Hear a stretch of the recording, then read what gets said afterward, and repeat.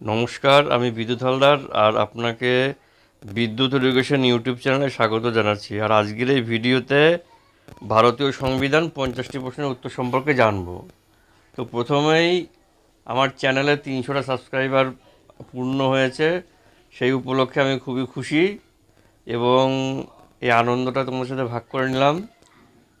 300 subscriber যারা subscribe করেছেন আমার ইউটিউব চ্যানেল, তাদের প্রত্যেককে ধন্যবাদ জানাচ্ছি। আপনাদের সহযোগিতা আছে বলেই আজকে আমি 300 জনের মেম্বারে পরিণত হয়েছি। ঠিক আছে, তাহলে পরবর্তী প্রশ্নে আমাদের যে মূল আলোচ্য বিষয় প্রশ্ন উত্তর, তা পরবর্তী প্রশ্নে আসা যাক। অশোক মেহতা কমিটি নিম্নলিখিতর মধ্যে কোনটির সঙ্গে সম্পর্কযুক্ত? সঠিক অপশন হচ্ছে পঞ্চায়েত। ভারতীয় সংবিধানের কোন ধারায় অভিন্ন দেওয়ানি বিধি গঠনের কথা বলা হয়েছে? 44 নম্বর ধারায়। ভারতের সংসদ বা পার্লামেন্ট হল আইন প্রণয়নকারী সংস্থা। ভারতের সংসদ হল দ্বিকক্ষ বিশিষ্ট। ভারতের সংসদের দুটি কক্ষ হল লোকসভা ও রাজ্যসভা। লোকসভার সকল সদস্য 2 জন বাদে সবাই নির্বাচিত। লোকসভার মনোনীত 2 জন সভ্য হলেন অ্যাংলো ইন্ডিয়ান সম্প্রদায়ভুক্ত। 2 জন বাদের লোকসভার বাকি সভ্যরা প্রত্যক্ষভাবে নির্বাচিত। লোকসভার কার্যকাল 5 বছর। লোকসভার মেয়াদ বাড়তে পারে জরুরি অবস্থার সময়। লোকসভার মিটিংয়ে সভাপতিত্ব করেন স্পিকার। রাজ্যসভার মেয়াদ, এটি একটি স্থায়ী সংস্থা। রাজ্যসভার সভ্য সংখ্যা 250 জন। রাজ্যসভার সভ্য এখানে হবে 238 জন পরোক্ষভাবে নির্বাচিত। রাজ্যসভার মনোনীত সভ্য সংখ্যা 12 জন।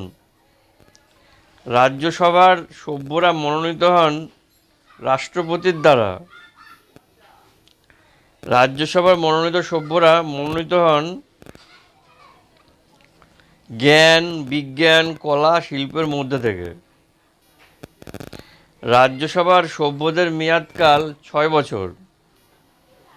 রাজ্যসভার 1/3 সভ্য অবসর নেন প্রতি 2 বছর অন্তর।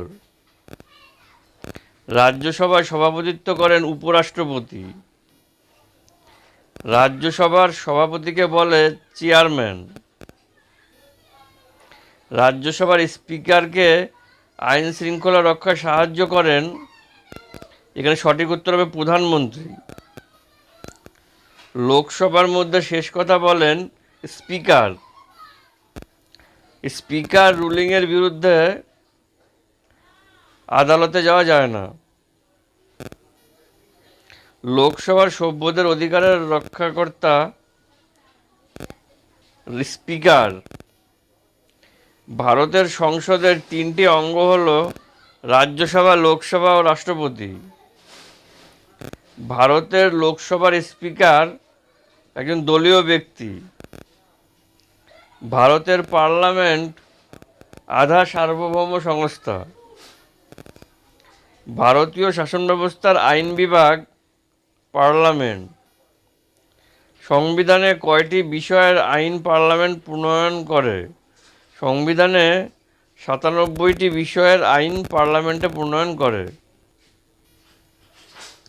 রাষ্ট্রপতিকে পদচ্যুত করার পদ্ধতি হল ইমপিচমেন্ট। পার্লামেন্টের সংবিধানের সংশোধন সংক্রান্ত ক্ষমতা কোন ধারায় রয়েছে? পার্লামেন্টের সংবিধান সংশোধন সংক্রান্ত ক্ষমতা 368 নম্বর ধারায় রয়েছে।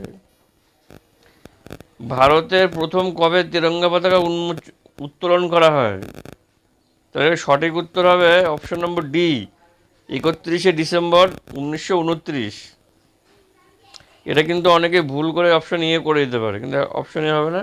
এখানে সঠিক উত্তর হচ্ছে অপশন ডি, 31শে ডিসেম্বর 1929 খ্রিস্টাব্দে ভারতে তিরঙ্গা পতাকা উত্তোলন করা হয়েছিল।